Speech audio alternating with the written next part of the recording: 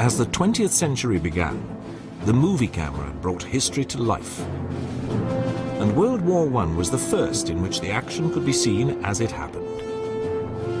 Early cameras were too bulky to record many critical events, but modern graphic techniques now allow these to be recreated.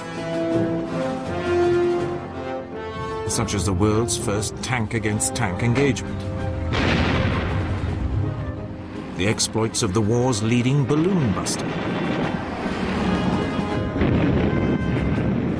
a daring special forces operation, defending a fortified position against a revolutionary new weapon,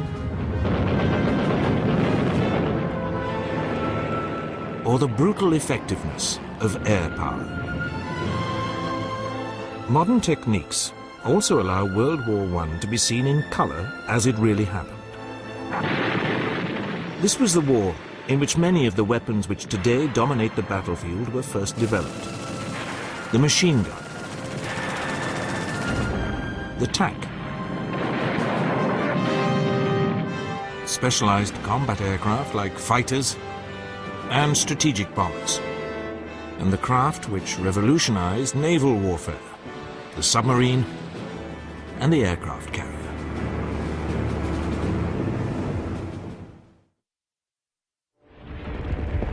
When the war began, everyone expected it to be short and fast-moving.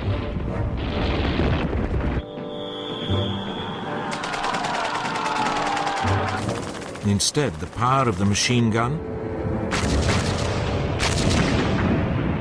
massive artillery bombardments, and barbed wire led to the nightmare of trench warfare.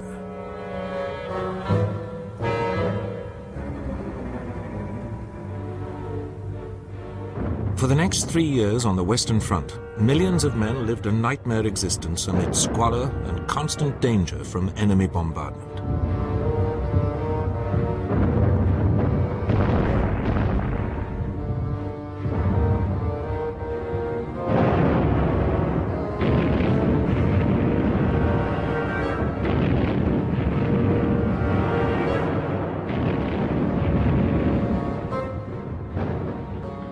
They went over the top in futile mass attacks,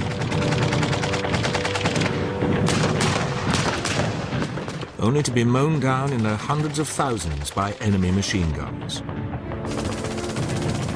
Attempts were made to break the stalemate, one of the most macabre, planned by the German General Staff.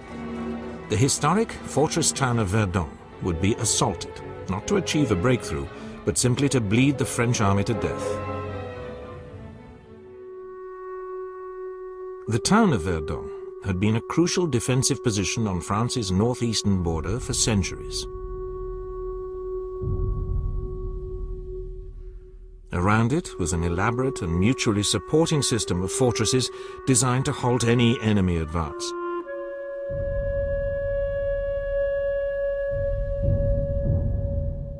The Germans calculated that the French could not afford to allow the position to be lost. They would pour the elite of their army into what would become an horrific killing ground. The fortresses, like that at Douaumont, had first been built in the 16th and 17th centuries.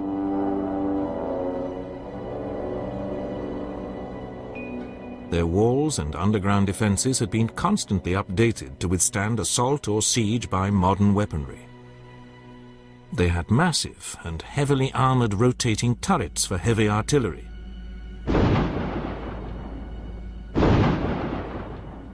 and many machine gun nests. But the reality was that since 1914, the defenses had been allowed to crumble, and the forts were severely undermanned.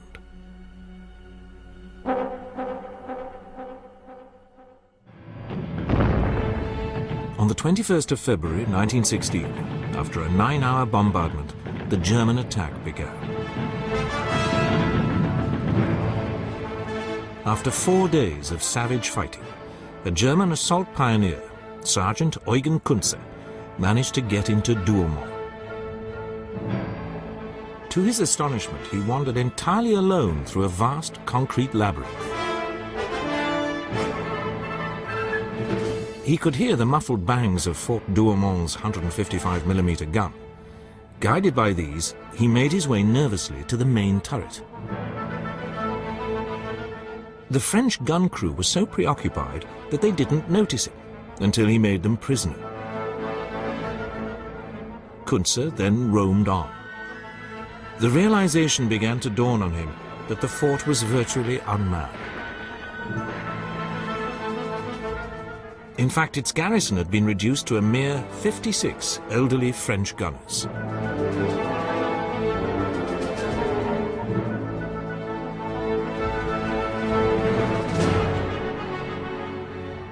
Scarcely able to believe his good fortune, Kuntze eventually found the remainder of these in the main dormitory, many still in their beds.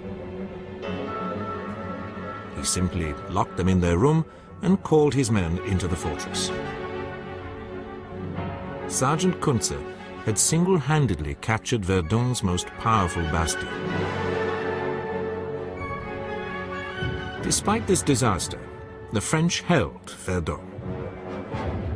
Astonishingly, 3/4 of the French army was involved in the fighting during the next 9 months. More than 750,000 men, roughly half of them French and half German, were sacrificed in the bloodbath. By the 4th winter of the war, the Allies were hanging on grimly, desperately waiting for the arrival of millions of fresh American troops to turn the tide. The Germans were equally aware of this danger.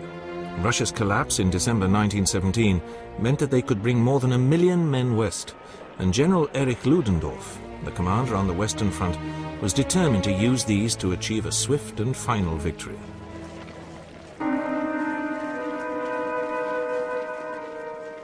Knowing an attack was imminent, the British commander, Field Marshal Douglas Haig, adopted a new defensive system based on depth. There would be a forward zone, or blue line, lightly manned but with strong points to blunt the initial attack. Then the battle zone, or red line, where the main fighting would take place. And finally, the rear zone, or brown line, where the enemy assault would be held. Ludendorff decided that a new attack method was needed to break these defenses: storm troops. Lightly equipped and fast-moving units of the most battle-hardened men would slip into the enemy's lines under cover of the bombardment. These would use surprise and speed to bypass centers of resistance and break through deep to the enemy's rear. At 4 in the morning of the 21st of March, 1918, 6,000 German guns opened up on the full depth of the British positions with gas and high explosives. Just over 4 hours later, the first wave of storm troops leapt out of the trenches and raced forward.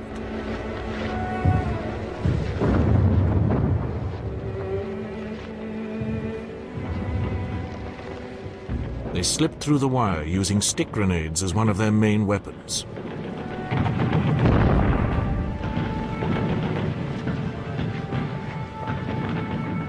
Another was the deadly, belching fire of flamethrowers.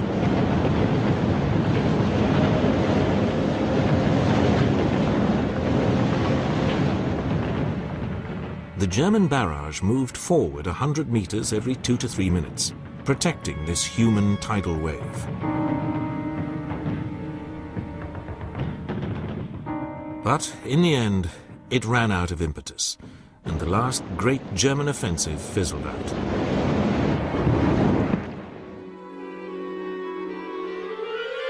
During 1916, the British had come up with a completely different but equally innovative method of breaking the stalemate of the trenches.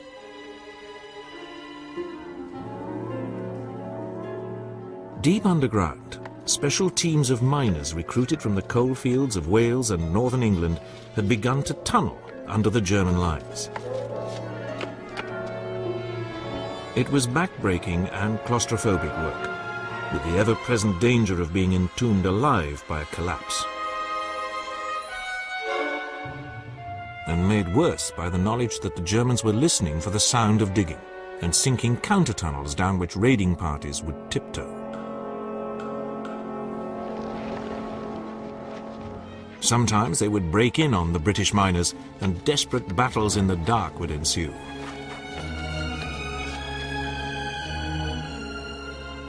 Some of the tunnel systems stretched for hundreds of yards underground, with elaborate dead ends and false connections.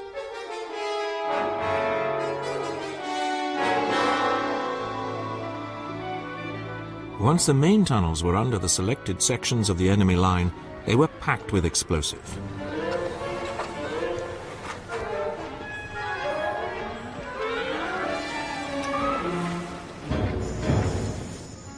An average of 21 tons of amatol per mine.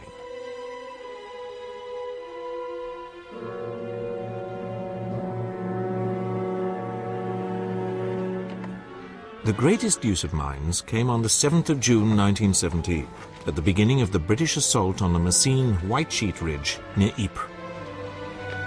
A total of 23 mines had been dug under the crucial German position, of which 19 were to be used. The Germans had pulled back from the others. The firing wires were connected up, and the assault troops moved into position in no man's land.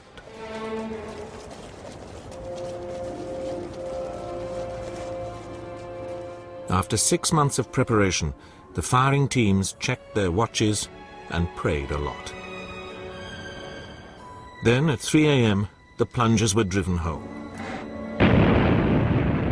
And more than 400 tons of explosive ripped 2 miles of the German front apart, killing thousands of defenders. Sadly, the initial breakthrough was not fully exploited. A more long-lasting British attempt to break the trench stalemate was the tank. By mid-1916, armour, caterpillar tracks and the internal combustion engine had been brought together to form the first land ships capable of crossing trenches and supporting infantry. These were either the female, armed only with machine guns, or the male, with 2 6-pounder guns in the side sponsons. These first tanks had a speed of about 4 miles an hour and a crew of 8.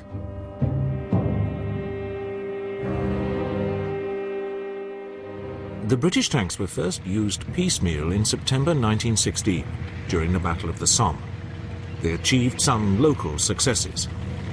But it was not until the Battle of Cambrai, in November 1917, when 376 tanks were used, that their true potential was shown.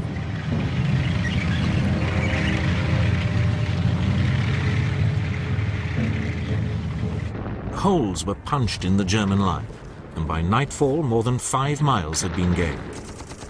But the unreliability of these early tanks meant that the breakthrough could not be followed up.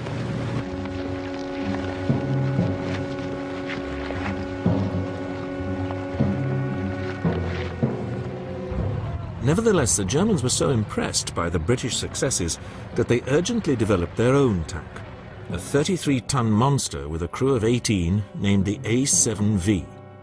Armed with a 57mm cannon and 6 machine guns, it was totally underpowered and unwieldy, and could only manage 3 miles an hour.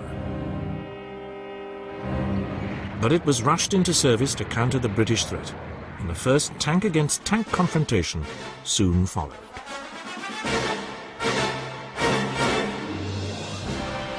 This came during the Great German Offensive in March 1918, when the storm troops tore through the British lines and penetrated more than 40 miles. The second assault in April kept up the momentum, and the possibility of breaking through to Paris suddenly seemed feasible.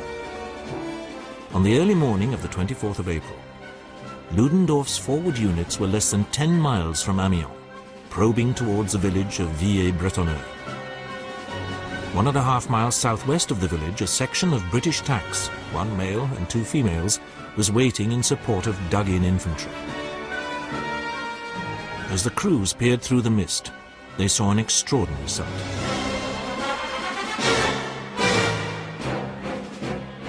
One of the few operational German A7Vs lumbered into view. British started up and moved forward to engage it.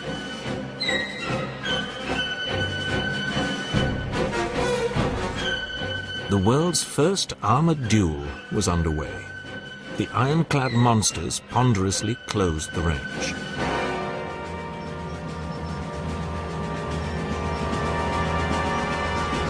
Inside the tanks, the conditions were appalling. There was no proper suspension, and the unsilenced engines roared and belched fumes. Finally, the leading British tank, the Mail, opened fire with its 6-pounder gun, but missed.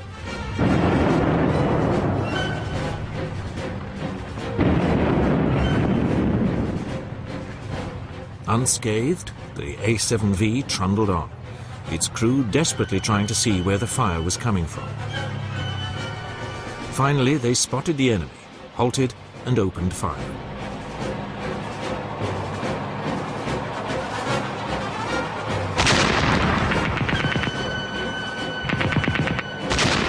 No effect at first, but then it began to find its range and struck both British females. Neither was disabled, but unable to make any impression with their machine guns, they halted and began to pull back.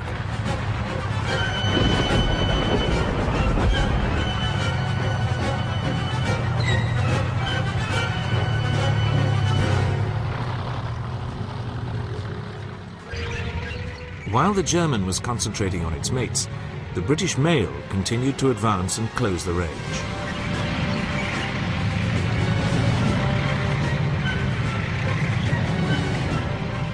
Its crew, desperately trying to hold the A7V in their sights as they were thrown around in the unsprung tank. At last they got within effective range and opened fire again.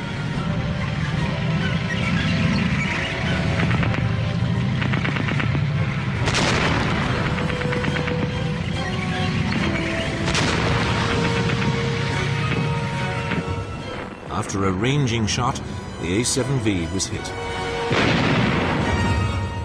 Its crew decided that the British fire was getting a bit too accurate and began to withdraw, thus ending the world's first tank versus tank battle.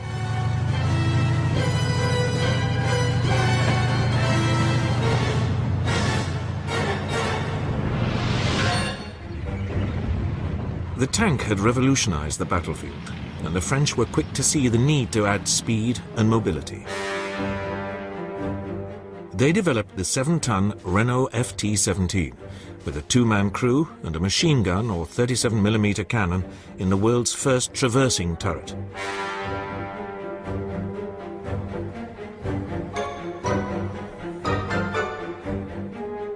The American forces, which had begun arriving in France in summer 1917, soon replaced their French helmets with the British version, but enthusiastically adopted the small French tank. They practiced with it before the cameras for publicity.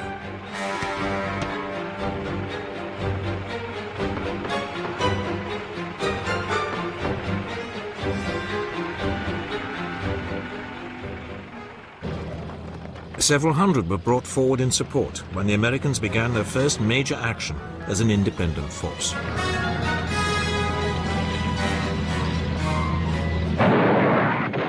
This was September 1918 in the Meuse-Argonne area of northeastern France.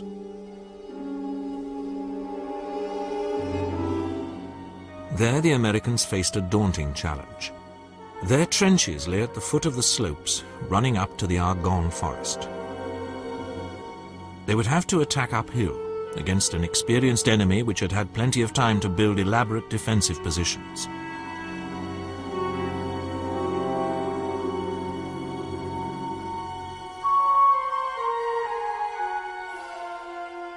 Behind the barbed wire and trenches of the German front line lay a series of machine gun nests which had been carefully camouflaged in the wooded terrain. German reinforcements could be rushed to these to blunt any breakthroughs.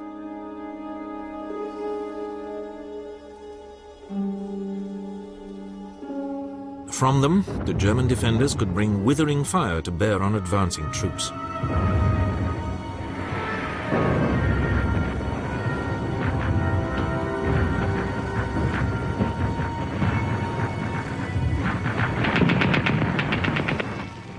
The Americans had practiced hard using tanks to support their infantry, but these frequently came to grief, since the Renaults were only lightly armored and they could only get across a gap of 6 feet.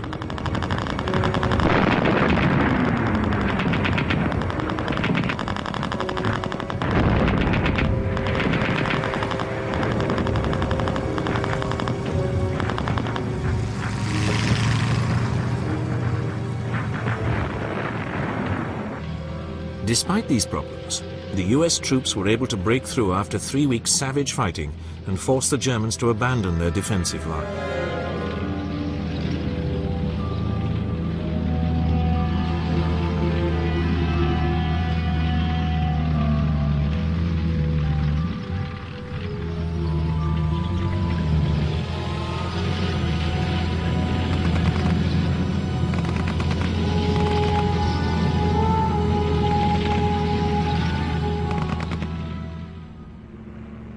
In the wide open spaces of the Eastern Front, warfare had been much more fluid.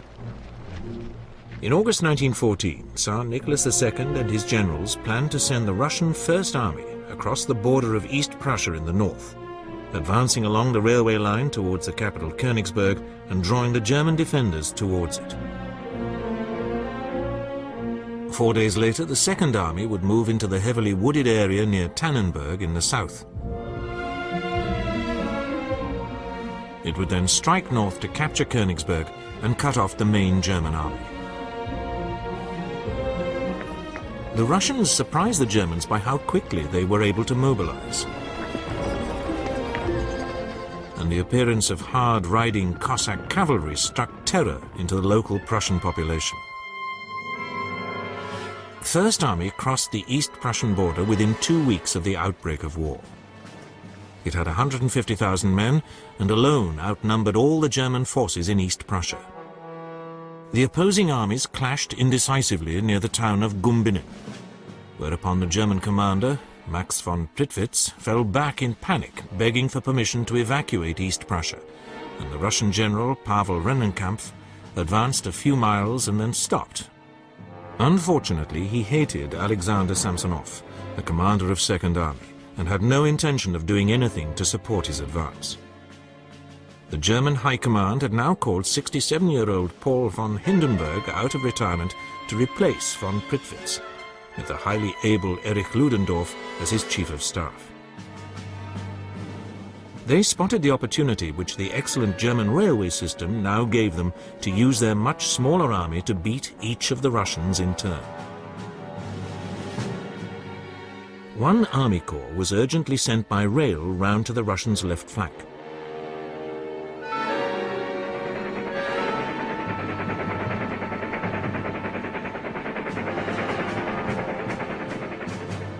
This went unnoticed by the enemy, which was unaware that it faced any serious opposition. Most of the remaining 2 corps were then ordered to march southwest as fast as they could to take up a position on the right of the advancing Russian Second Army. Once again, all evidence of a major enemy move was ignored by Second Army, while the remaining German division spread out as a covering force to harass the First Army once Rennenkampf decided to get moving again.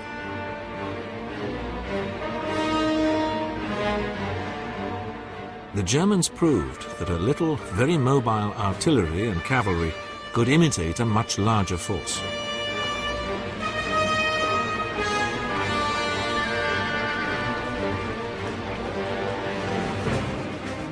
In the south, the Germans watched as the Russian Second Army lost cohesion amid the forests and lakes.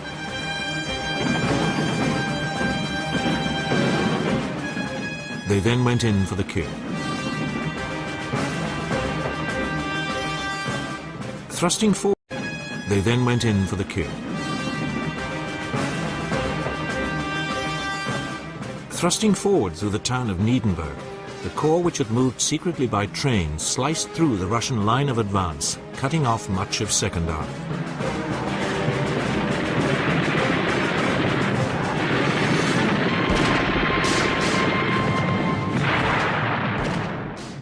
Then the other corps, which had moved southwest, completed the encirclement.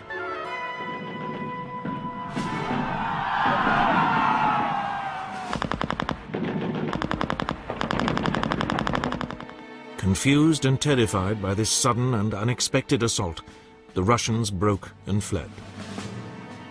General Samsonov went into the woods alone and shot himself, while more than 300,000 of his men were killed or wounded and 90,000 taken prisoner.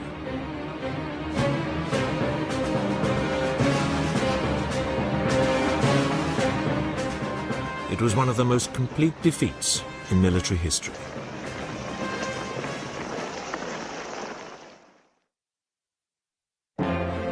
When World War I began, manned flight was only 11 years old. Aircraft were rickety and unreliable, used only for observation. Their crews used handheld pistols or machine guns to drive off the enemy.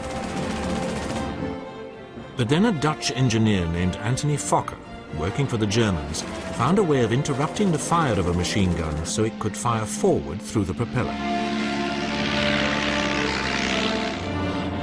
His Eindecker, or single-winger, became the world's first specialized fighter, and for 6 months ruled supreme over the Western Front.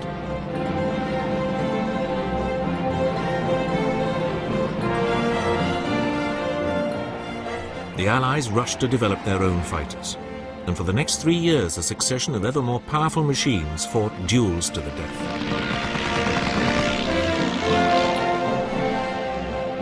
The most successful pilots became superstars.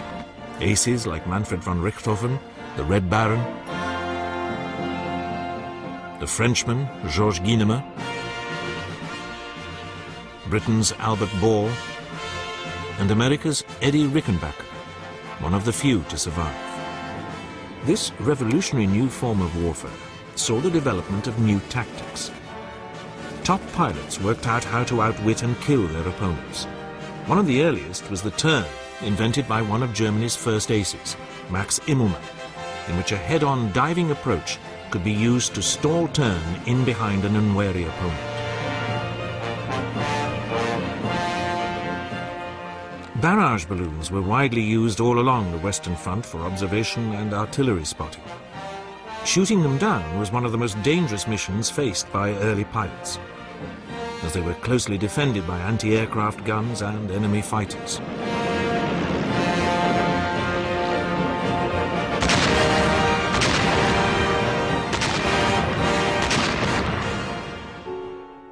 One of the most successful, famous, and short-lived balloon busters was a 21-year-old American Lieutenant Frank Luke.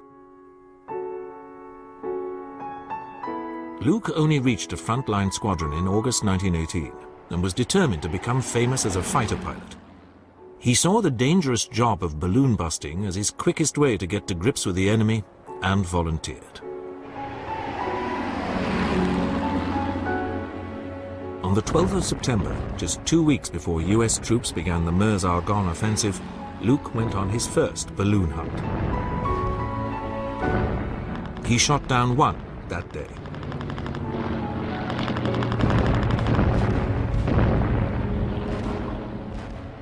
And 8 more over the next 4 days.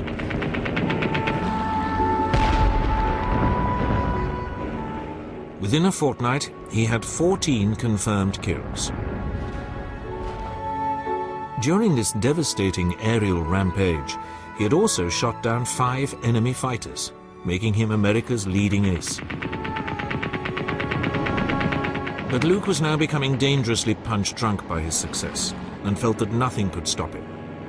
On the 29th of September, he took off and flew over his airfield, dropping a note saying, "Watch the 3 Hun balloons on the Meuse." He wanted an audience for his next spectacular. And US troops watched as the first balloon burst into flames and the tiny plane moved on to the next.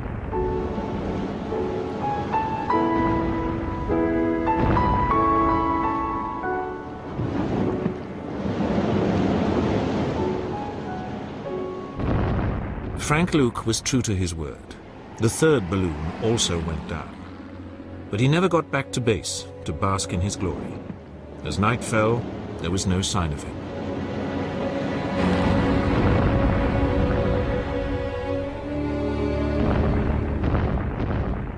Only after the war was it established that his lone aircraft had been jumped by 8 Fokkers and forced to land after destroying 2. He died from the wounds he had received in the air.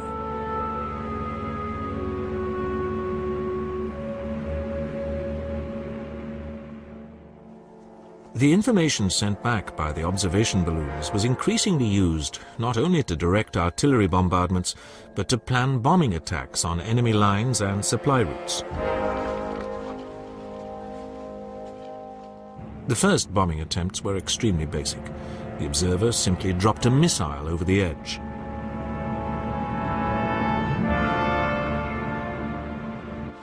But soon aircraft were being fitted with wing racks on which increasingly powerful bombs were attached.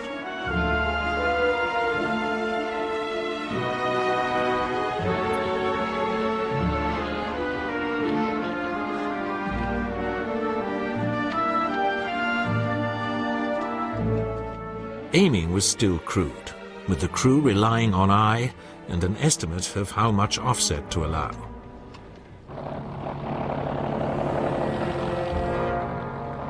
But this new form of warfare soon began to prove how effective it could be.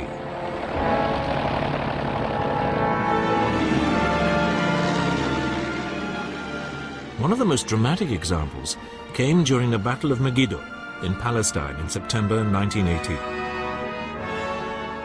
RAF bombers dominated the battlefield, flying constant missions to harass the Turkish troops who were allied to the Germans. In one incident, an entire supply column was caught in a narrow defile and utterly destroyed. As one RAF officer described, pilot after pilot, flying in perfect order, dropped his bombs and then raked the poor Turks with machine gun fire. Everywhere, they were mercilessly pursued and caught in the unfolding slaughter.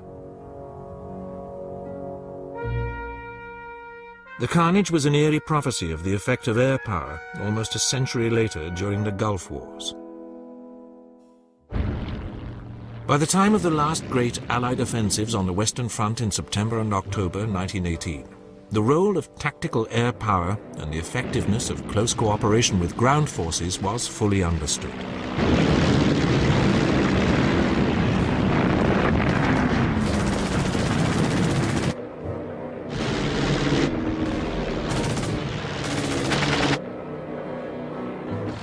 So too was the potential of this new weapon for long-range strategic assault.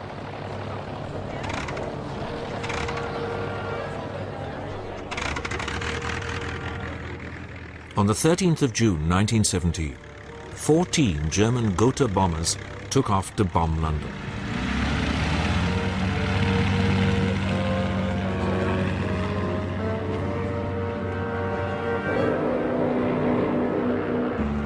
Each carried a ton of bombs, and 162 civilians were killed.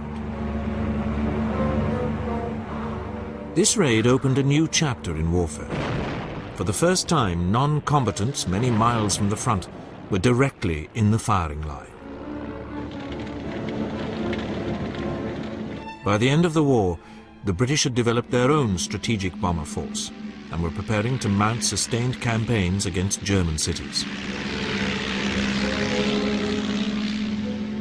The strategic bomber was now seen as one of the crucial factors in warfare. As Prime Minister Stanley Baldwin said in the 1930s, the bomber will always get through.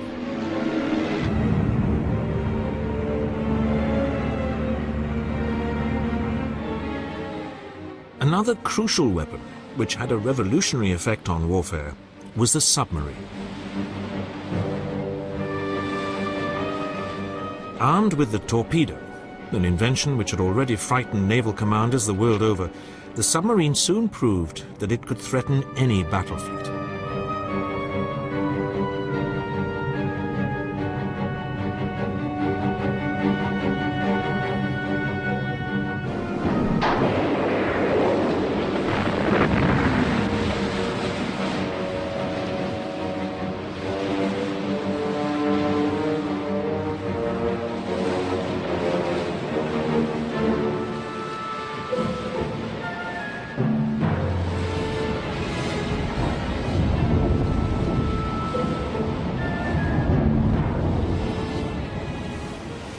But it was not the threat to battle fleets which was to prove critical.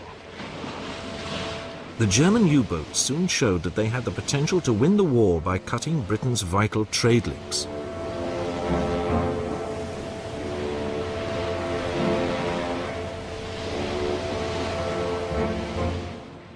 Only the danger that indiscriminate sinking of neutral ships might bring the United States into the war held the Kaiser back from launching an all-out attack until 1917.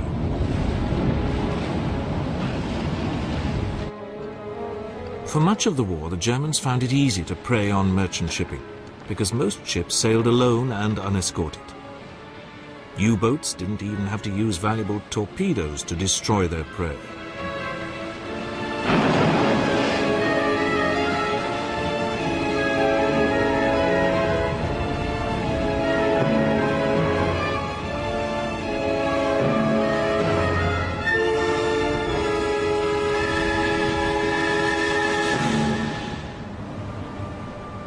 The British eventually introduced convoys and developed methods of locating submerged U-boats using sound detectors towed behind warships.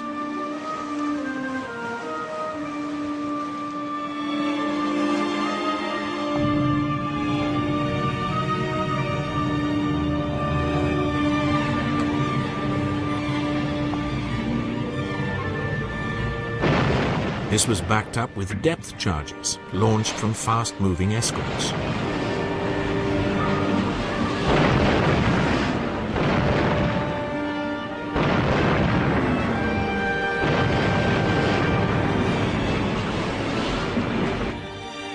But the U-boat threat continued, and the British Admiralty decided that the only way of stopping the Wasps must be to block up the Wasp's nest.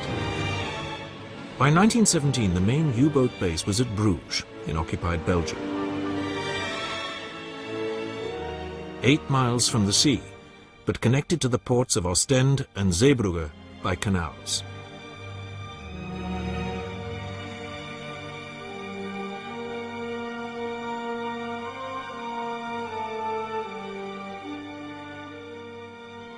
It was too far from the sea for there to be any chance of a landing to capture it.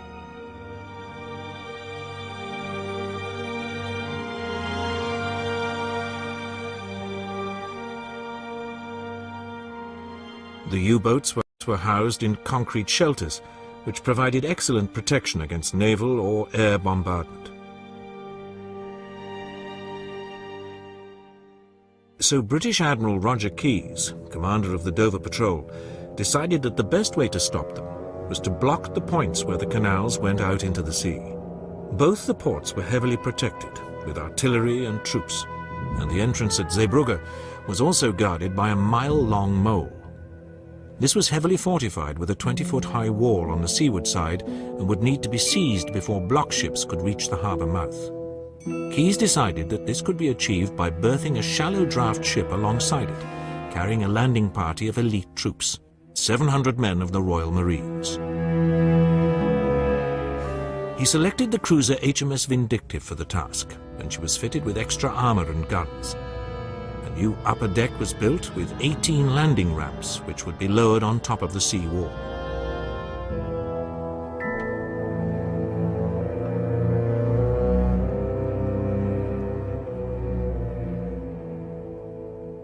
The volunteer naval crew practiced raising and lowering these.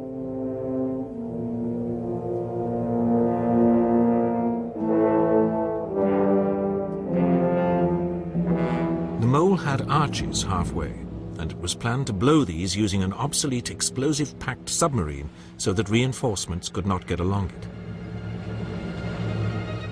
What the attackers did not know was that a German destroyer had moored on the inside of the mole the previous night, more or less exactly alongside where the Vindictive was aiming to land. Admiral Keyes, aboard the destroyer HMS Warwick, led the task force out of Dover Harbour on the evening of the 22nd of April. The weather for the crossing was calm. For the previous week, monitors, with their massive 15-inch guns, had been bombarding the German coastal guns and strongpoints.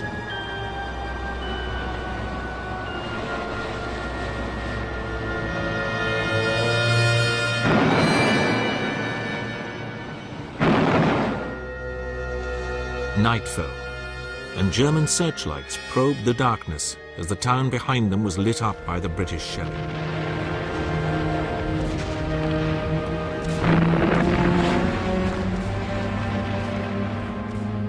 Then, at 23:30 hours, coastal patrol boats surged in and released their smoke floats. The wind was blowing from the northwest, wafting the smoke directly towards the mole and the port.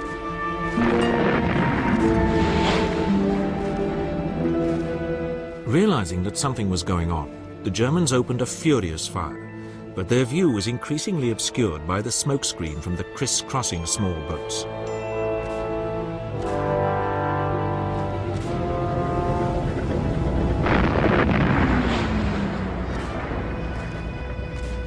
Behind the protective cover of smoke, HMS Vindictive, with 2 escorts, also packed with troops, should she be sunk, moved into position.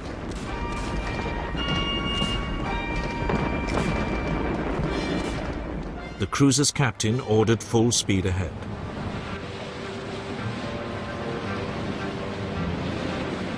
And the 3 assault ships raced into the smokescreen.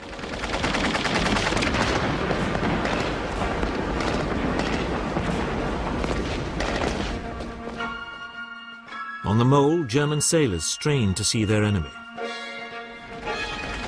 Then, with only 250 yards to go, the 3 British ships emerged, and the Germans opened a withering fire. In the few moments that it took to reach the mole, the 2 most senior Royal Marines and 2 naval officers were killed. The German destroyer had also joined in the firing, and a heavy swell was making it hard for Vindictive to get close to the mole.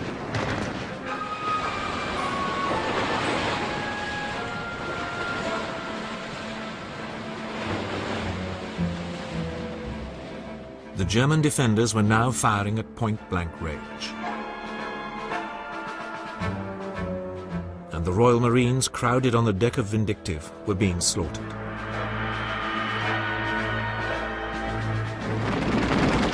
At this critical moment, the commander of one of the cruiser's escorts, the converted ferry Daffodil, saw the difficulty she was in and nudged his bows against Vindictive's side and pushed her alongside the mole.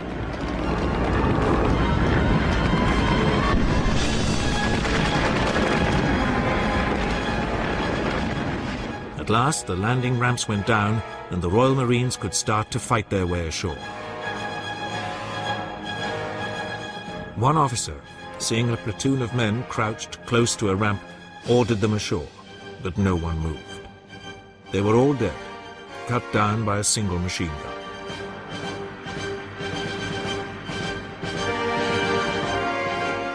But despite the German fire, the boarding parties on Vindictive began to get ashore.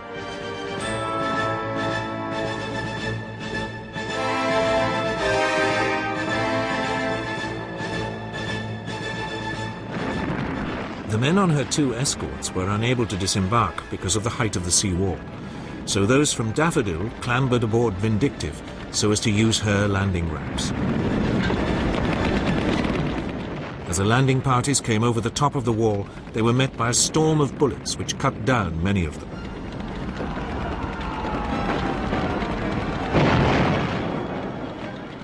An attempt was made to rush the tip of the mole, but every single man in the attack became a casualty.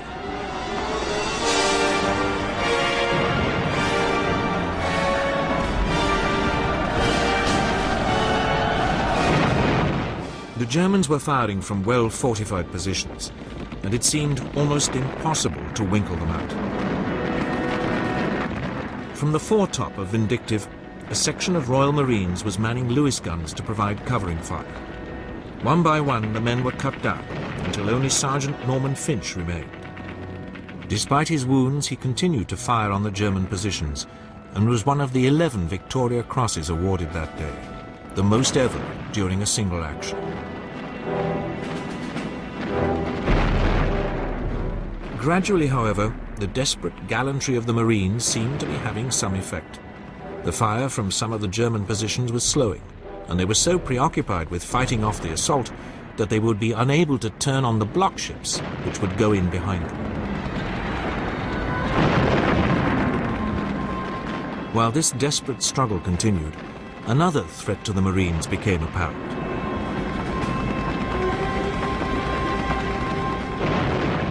One which could abort the whole mission. A battalion of German infantry on bicycles was seen approaching the mole. If they got onto it, the Marines would be overwhelmed.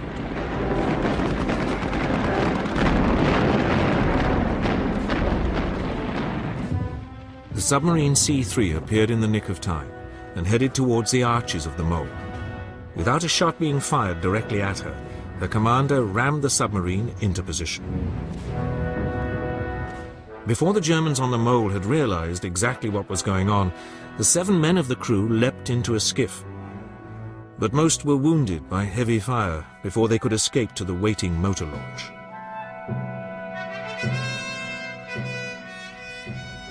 "12 minutes later, the submarine exploded, blowing a 30-yard hole in the mole. Any German hope of reinforcing their troops was now at an end. With the Germans on the mole fully tied down, it was time for the crucial block ships to move in.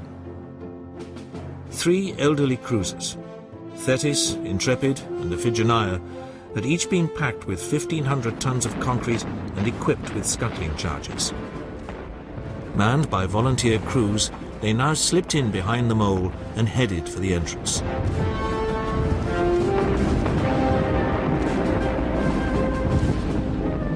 Seeing this new threat, the Germans in the port itself concentrated their fire on the 3 ships.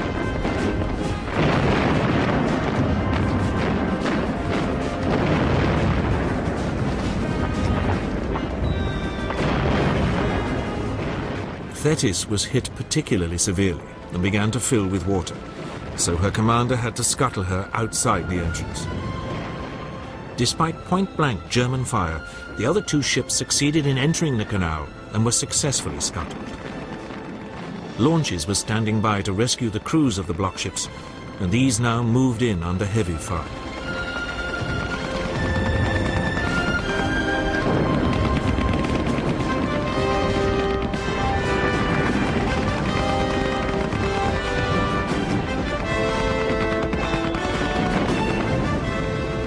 As they moved off with the survivors, klaxons sounded to signal the end of the operation, and the Royal Marines on the mole began to fall back to HMS Vindictive. Amazingly, the cruiser was able to get away from the mole and limped back to England. Her part of the raid had been a triumphant success, but a success which had been bought at a very high price.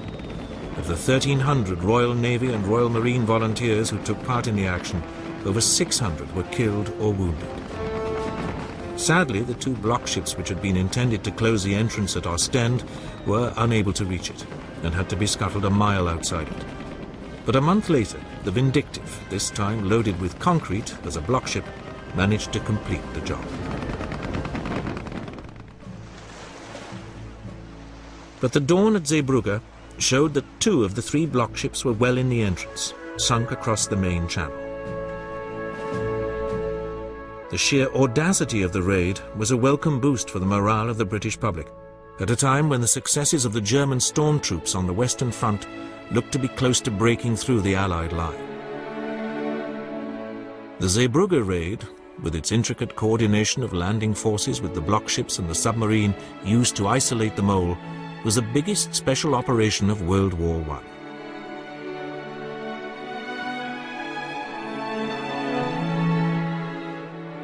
Roger Keyes, the man who conceived it, was to go on to plan similar assaults when he became Director of Combined Operations in 1940. In this, as in so many other ways, World War I foreshadowed many of the developments which were to be exploited in the Second World War.